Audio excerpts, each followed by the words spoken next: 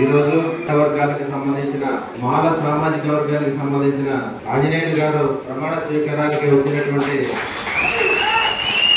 అదేవిధంగా ఎంజీ నరసన్న గారు, పెద్దగడపూరు జనసేన పార్టీ హనుమేష్ గారు, వాళ్ళందరూ కూడా మొట్టమొదటిగా శుభాకాంక్షలు తెలియజేసుకుంటున్నాం.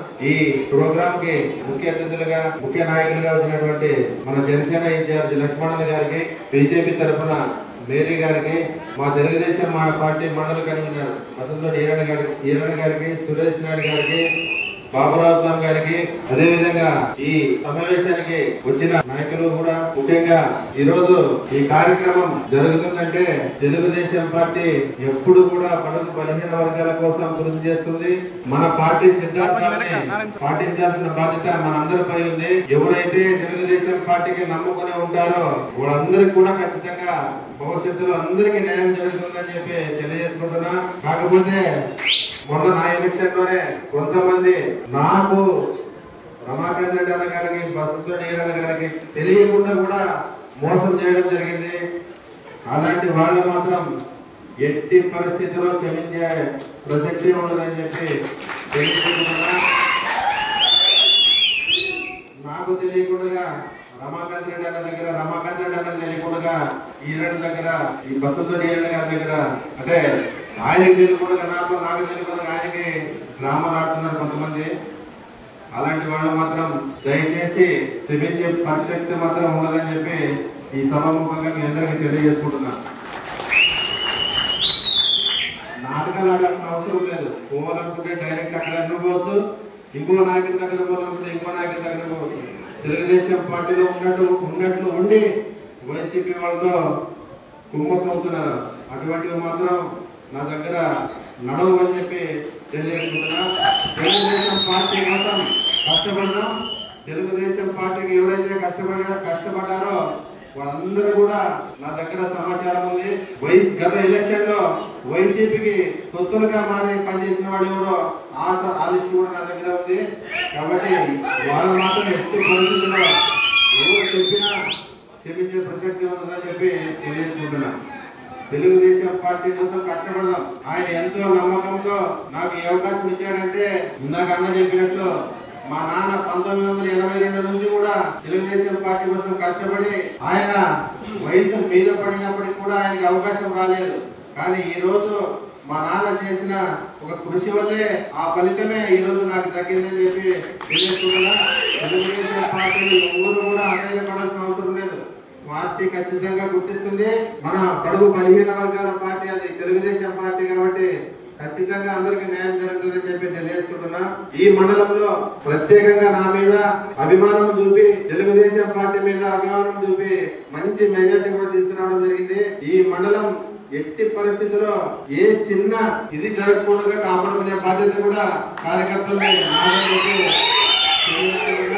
కాబట్టి ఉదాహరణకు ఎవరు కూడా ఊహించారు ఈ ఆంజనేయులు గారికి ఈ పదవి దక్కుతుందని. అదే విధంగా మన ఎస్సీ సామాజిక వర్గానికి అయినటువంటి మన తిక్కన్న గారు కూడా ఈ మార్కెట్ యార్డ్ వైస్ చైర్మన్ కూడా తొందరలో ప్రమాణ స్వీకారం చేయబోతున్నాడని చెప్పి తెలియజేసుకుంటున్నా. కానీ పార్టీ కోసం నిజాయితీగా పనిచేసి ప్రతి ఒక్కరికి కూడా న్యాయం జరుగుతుంది. ఎవరు కూడా న్యాయం పడాల్సిన అవసరం లేదు. ఈ రోజు నాకు రాలేదని చెప్పి ఇంకా బాధపడాల్సిన అవసరం లేదు. ఇంకా మనకు 3.5 సంవత్సరాల నుండి సురేష్ నాయుడు చెప్పినట్లు ఖచ్చితంగా అందరికి కూడా రాబోయే సర్పంచ్ ఎలక్షన్లు అయితేనేమి, ఎంపీపీ ఎలక్షన్లు అయితేనే, ఎంపీటీసీ ఎలక్షన్లు అయితేనేమి, ఇంకా పార్టీ పనులు కూడా చాలా ఉన్నాయి. కాబట్టి ప్రతి ఒక్కరికి న్యాయం జరుగుతుంది. ఎవరు ఆధారపడాల్సిన అవసరం లేదు. మనం పార్టీని నమ్ముకుందాం, పార్టీ కోసం కష్టపడదాం.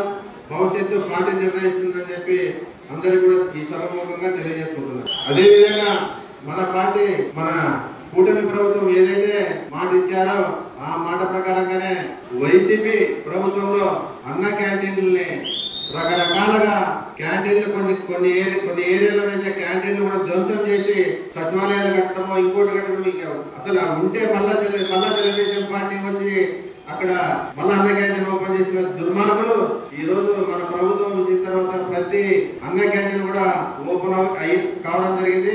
మన నియోజకవర్గం కూడా కోసిగిలో పాపులేషన్ ఎక్కువ ఉంది కాబట్టి ఆ కోచింగ్ కూడా అన్న క్యాంటీన్ రావడం జరిగింది. సూపర్ 6 లో భాగంగా అన్నదాత సుఖీభవ కార్యక్రమానికి అందరూ కూడా రైతులకు సంతోషంగా ఉండాలనే ఉద్దేశంతోనే 20,000 రూపాయలు ప్రతి రైతుకి ఏదైతే మాట ఇచ్చాడో ఆ మాట ప్రకారంగానే అమలు చేయడం జరిగింది.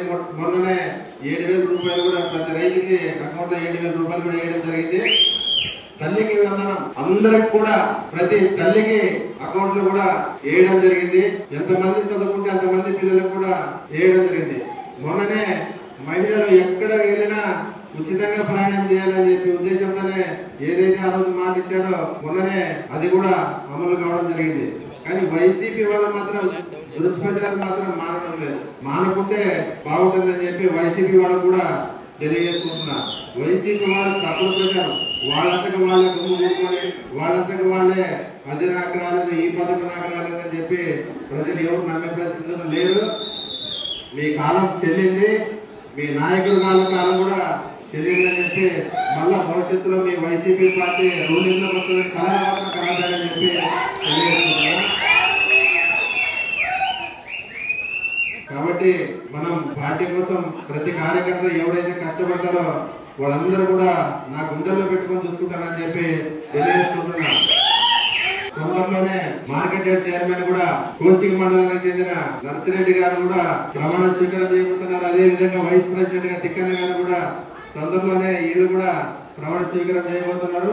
ఆ రోజు కూడా మనమందరూ అన్ని మండలాల నుంచి వచ్చి వాళ్ళ ప్రమాణ స్వీకారాన్ని కూడా సూపర్ సక్సెస్ గా చేయవలసిన బాధ్యత మన అందరిపై ఉంది. అందరూ కూడా ఆ రోజు అన్ని మండలాల నుంచి డైరెక్టర్లు ఉంటారు, అందరూ ఉంటారు. కాబట్టి మీరందరూ కూడా జనసేన, బీజేపీ, కూటమి ప్రభుత్వం కూటమి నాయకులందరూ కూడా మనం విజ్ఞప్తి చేస్తున్నా.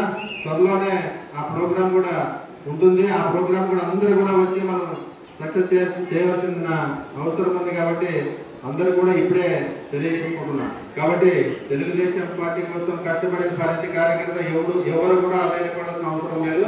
అందరికీ న్యాయం జరుగుతుంది. అందరికీ న్యాయం చేసే బాధ్యత మన నాయకుల్ని మాదే అని చెప్పి తెలియజేసుకుంటూ ఈ అవకాశం ఇచ్చిన ప్రతి ఒక్కరికి నా ధన్యవాదాలు తెలియజేస్తూ